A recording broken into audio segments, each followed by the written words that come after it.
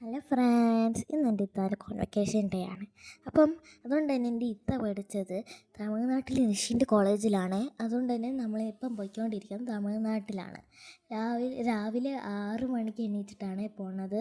അതുകൊണ്ട് തന്നെ നല്ല ഭംഗിയായിരുന്നു നമ്മളുടെ ഈ വഴിയൊക്കെ കാണാനായിട്ട്.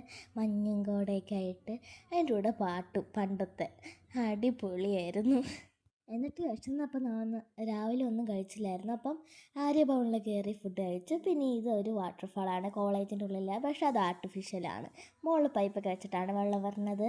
ആൻഡ് എനിക്ക് തോന്നുന്നു ഇവരൊക്കെ പ്രൊഫസേഴ്സാണെന്ന് തോന്നുന്നു ഈ ഒരു കോളേജിൽ. എനിക്കറിയില്ല, എന്തായാലും കണ്ടപ്പോൾ ഞാനങ്ങ് വീഡിയോ എടുത്തതാണ്. ഞാൻ അവിടെ ഇരുന്ന് മുഷിഞ്ഞ്, കാരണം ഏകദേശം 2-1 മണിക്കൂർ എടുത്തായിരുന്നു.